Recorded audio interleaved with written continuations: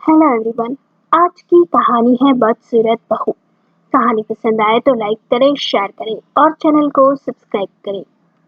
रीता गांव की एक साधारण सी लड़की थी। रंग सांवला, चेहरा बिल्कुल आम सा, न कोई खास नैन नक्श, ना ही कोई चकाचौंध। लोग ताने कसते, अरे इससे कौन ब्याह करेगा, इसका तो भाग्य ही फूट गया है। अगर किस्मत में लिखा होगा तभी कोई इसके लिए हाँ कहेगा, वरना आजीवन कुंवारी ही रहेगी। रीता सुनती थी, सहती थी और चुपचाप आंसू पी जाती थी। लेकिन किस्मत ने करवट ली। गांव के सबसे पढ़े लिखे और स्मार्ट लड़के विवेक का रिश्ता रीता से तय हो गया। विवेक दिखने में गोरा चिट्टा, लंबा चौड़ा, बिल्कुल किसी हीरो जैसा था। यह खबर पूरे गांव में आग की तरह फैल गई। हर गली, हर चौपाल पर फुसफुसाहट शुरू हो गई। इतना हैंडसम लड़का और इतनी बदसूरत लड़की, जरूर कोई लालच है, वरना ये शादी कभी नहीं होती। असलियत भी कुछ ऐसी ही थी। रीता के मामा के पास गांव की सबसे उपजाऊ जमीन थी। उनकी कोई संतान नहीं थी और वे अपनी पूरी जायदाद रीता को देना चाहते थे। उन्होंने विवेक के पिता से साफ साफ शर्त रखी, अगर तुम अपने बेटे की शादी रीता से करवा दोगे तो मैं तुम्हारे ऊपर का कर्ज माफ कर दूंगा और आधी जमीन भी विवेक के नाम कर दूंगा।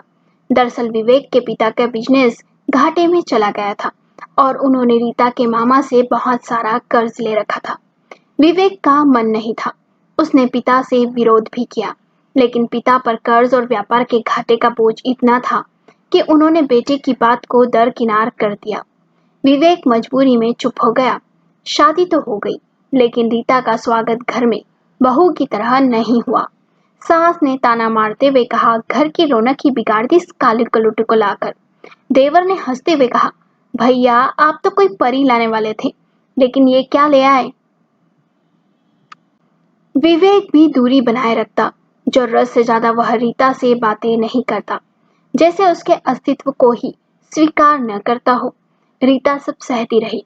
उसके दिन बीतते आंसू पोंछते पोंछते और रातें भगवान से दुआ मांगते मांगते। एक दिन अचानक से सब कुछ बदल सा गया। विवेक शहर से लौट रहा था तो उसकी गाड़ी का भयानक एक्सीडेंट हो गया।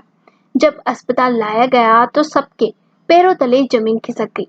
विवेक का चेहरा पूरी तरह से झुलस चुका था।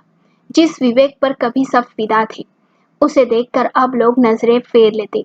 वह आईने में खुद को देखकर घृणा से भर जाता।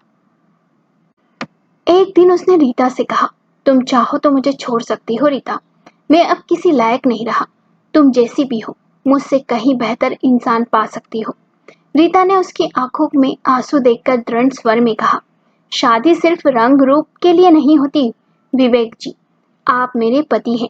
मैं आपका साथ कभी नहीं छोड़ूंगी, चाहे हालात जैसे भी हों। उस दिन से रीता ने अपने आप को पूरी तरह विवेक की सेवा में झोंक दिया। मरहम पट्टी करना हो या दवाई देना, खाना बनाना हो या रात भर जाग कर ख्याल रखना, रीता हर पल उसके पास रही। उसने अपने मामा से मदद मांगी। मामा बड़े डॉक्टरों को जानते थे। महीनों तक इलाज और मेहनत चली। धीरे धीरे विवेक का चेहरा पहले जैसा तो नहीं, पर काफी हद तक ठीक हो गया। अब विवेक की आंखें खुल चुकी थी। जिस रीता को उसने कभी नजरअंदाज किया था, वही उसकी सबसे बड़ी ताकत निकली। धीरे धीरे पूरे घर का रवैया भी बदल गया। सास एक दिन रोते हुए बोली, रीता हमने तुझे कभी अपनाया ही नहीं, लेकिन तूने अपनी सेवा और त्याग से इस घर को बांध दिया। आज से तू मेरी बेटी है। देवर भी शर्मिंदा था। और विवेक, उसने सबके सामने रीता का हाथ थाम लिया और कहा, रीता तुम मेरी जिंदगी का सबसे सुंदर तोहफा हो।